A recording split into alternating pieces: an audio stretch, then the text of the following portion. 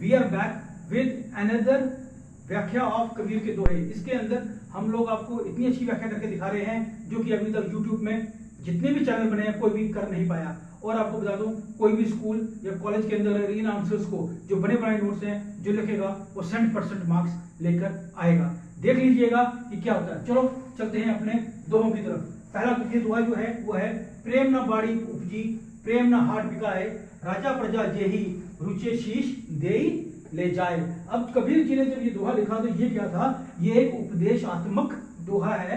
इसके अंदर कबीर जी जो कह रहे हैं कि प्रेम, जो व्यक्ति शांति के साथ, प्रेम के साथ, प्रेम भावना के साथ या प्रेम को अगर कहीं पे उगाना हो तो क्या वो उगा सकता है? कोई व्यक्ति नहीं उगा सकता है। इसके बारे में बोला है। और उन्होंने बोला है कि प्रेम जो हाट होता है, हाट होता है बाजार, बाजार के अंदर बिकता नहीं है। प्रेम को ना हम कभी उगा सकते हैं खेतों में, ना हम क्या कर सकते हैं कहीं बेच सकते हैं, खरीद सकते हैं।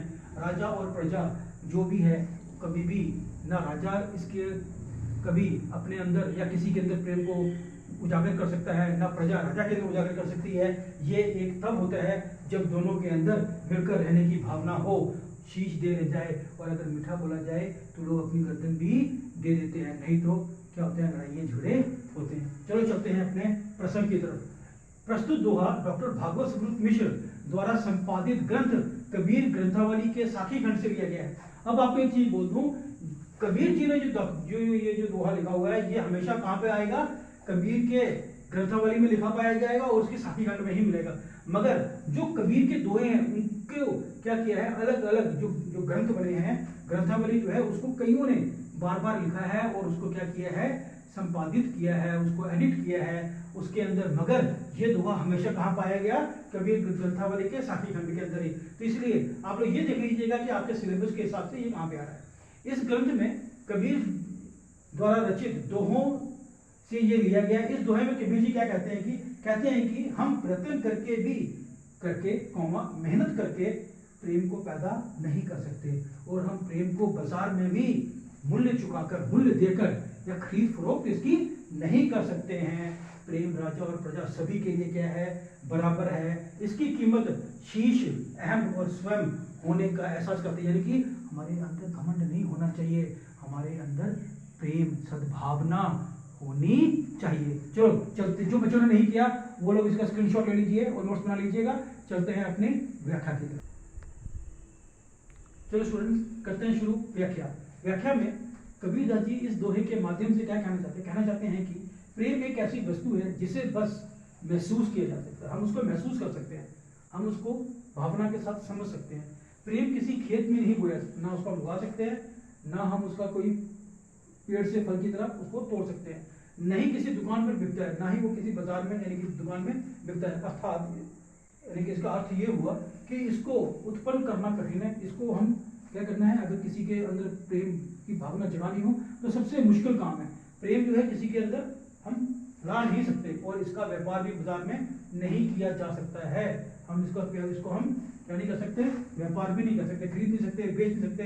और ठीक है, प्रेम एक ऐसी भावना, ये एक ऐसी फीलिंग है जो सबके अंदर होती है, सबके अंदर है प्रेम, बस जरूरत है उसे प्रकट करने की। जब तक आप अपने किसी के प्रति प्रेम की भावना नहीं दिखाओगे, वो भी आपकी तरफ प्रेम की भावना नहीं दिखाएगा। और प्रेम त्याग मांगता है, उसी के बारे में कबीरदास जी ने कहा है। राजा प्रजा कोई भी व्यक्ति हो जिसे प्रेम पसंद आता है, वो अपने अंदर से अधिकार, अभिमान आदि की उसको बलि देनी पड़ती है। यानी कि अगर आप अपने माता पिता के प्रति समर्पित हो, या आपकी मदर है, माता जी हैं, वो आपसे बहुत प्रेम करती हैं, तो वो बलिदान देती हैं, अपनी ख्वाहिशों के बलिदान देती हैं।